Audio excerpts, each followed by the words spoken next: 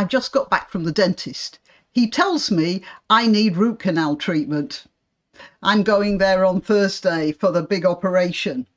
And I was feeling bad enough about it, but quite hopeful, you see, because I've just made a video about Catherine Birbalsingh winning a great legal victory to save her school from, well, Islamic infiltration. And I'm still feeling, despite what the dentist told me, still feeling hopeful and happy about the green shoots of recovery. And then as I'm having my cup of coffee, I look at the online at the Telegraph and I see this.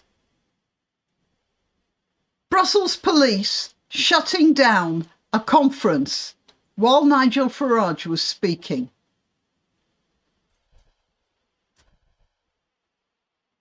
They're really out to get Conservatives, aren't they? I'll be reading that article with you when I've told you I'm Granny Opterix. Okay, so I always knew that the EU was a fascist organisation and, well, now we have the proof. Police shut down Conservative conference while Nigel Farage was on stage. What was the reason for shutting him down? Was it the stormtroopers, the swastika flags? They'd let up. Do you know what? I would bet you almost. I'd bet you a crate of champagne to a bottle of Newcastle brown ale that they'd let Hamas or some similarly sympathetic organisation fill a conference hall and scream what they like. What do you think? Officers in Brussels enter venue to serve court order demanding that event be ended on grounds that it endangered public safety. What it endangers is the hegemony of the EU. Brussels doesn't like... I haven't read the rest of the article yet. I haven't read anything, just that headline. But I'll bet you that hall was packed. And Brussels don't like the idea that so many people want to hear an anti-EU speaker. Well, all right. Police in Brussels moved to shut down conference. Officers entered the venue hosting the National Conservatism event to serve a court order demanding that conference be halted. The police document seen by the Telegraph suggested that speeches by figures including Mr. Farage and Suella Braverman, the former Home Secretary, could lead to public disorder or display racist or homophobic views. A government minister, Suella Braverman, a Hindu, or I think she's Hindu or Sikh, anyway, an ethnic minority woman who is married to a Jew, so far as I am understood, is going to start some sort of racist thing going. What? They are terrified. Well, they say, I mean, it's not really comforting to say when you're over the target, you get the heaviest flak. But really, they were in Brussels, the heart of the dark heart of the monster. And they won't have it. While the event organisers mounted a court challenge against the order, police agreed to let it continue, but prevented anyone from entering the building. Okay, yeah, they're full of freedom. You can say what you want. We just won't let people hear you say it. Mrs. Braverman told Sky News the thought police, instructed by the Mayor of Brussels, saw fit to try and undermine and denigrate what is free speech and free debate. The EU was never about free speech or free debate. That should be obvious to anyone. The EU was about an elite grabbing power, an anti-democratic bureaucracy. And They went crazy when Britain decided to get out, and now they're worried that a few other countries don't think too much of them, and they're going even crazier.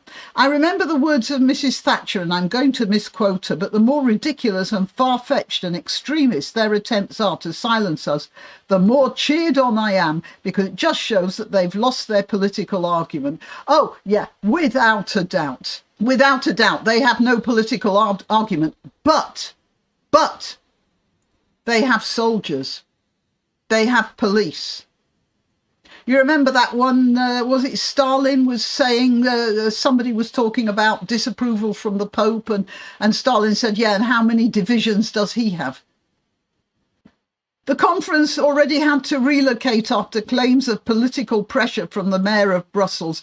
It had been due to be held at the Concert Noble venue before it was moved to the Sofitel Brussels Europa Hotel. Okay. Oh, yeah. What did I say?